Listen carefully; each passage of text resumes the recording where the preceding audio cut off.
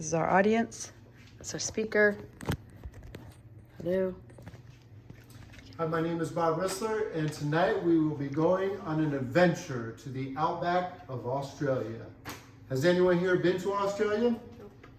Neither have I, but I know that once they said we were going to talk about a new culture and country, I knew immediately I wanted to talk about Australia and the Aussies that live there.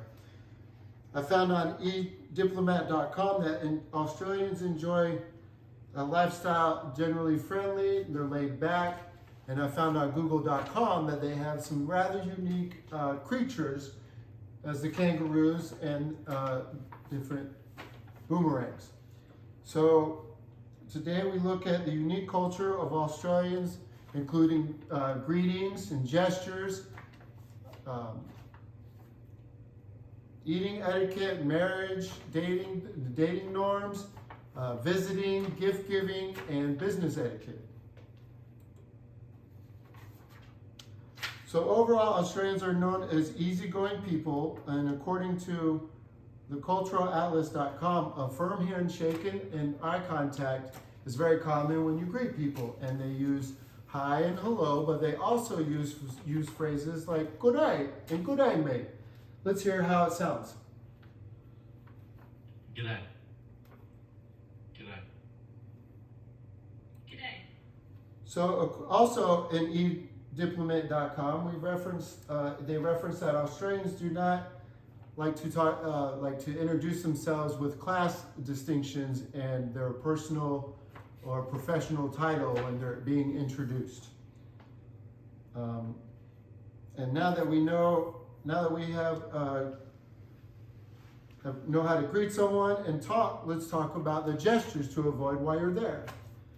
Now, according to culturalatlas.com, it is considered rude to point your finger at somebody or even wink at a lady.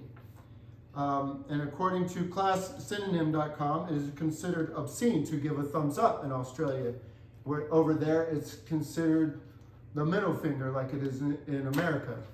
Also, the other thing, most countries use the peace sign, and over there they find it a vulgar and offensive gesture, according to culturalatlas.com. And now that we know how to greet people and the gestures to avoid there, let's talk about dining and eating etiquette. First, let's talk about the eating etiquette found in etiquettescholar.com.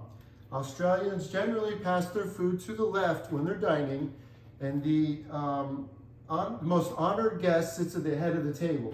And whoever invited everyone to the meal is generally the one that pays the bill at the end. And traditionally, the normal tip ranges from 10 to 15%. And now that you have learned to socialize in Australia, you might realize that you found someone you like. But is dating different in Australia? Well, written in userguide.com.au, dating in Australia is a bit like riding through the outback. It's fun and relaxing and very flexible. And more facts I found about Australia, I found in ediplomat.com, is that the average age for marriage is 18, and in the year 2017 is when the same-sex marriage became legal. As we learn more, let's jump into two areas of visiting and gift giving. The information I found came from culturalatlas.com and ediplomat.com, and it is discouraged to bring wine to when you come over to meet somebody, as they produce so much wine, it's like bringing sand to someone in the desert. So small gifts like flowers and chocolates are more appropriate. And now that we have learned to socialize, eat, and date, and visit Australians, now we're ready to do business. But what do we need to know? Well, according to ediplomat.com, Australians vary punctuality, and it is very common to be 15 minutes early. They're very direct and to the point, and bargaining is not customary in their culture. Now, I really enjoyed learning about Australia and would love to visit one day, but one of the main things I found interesting were the hand gestures and how different it is in different countries.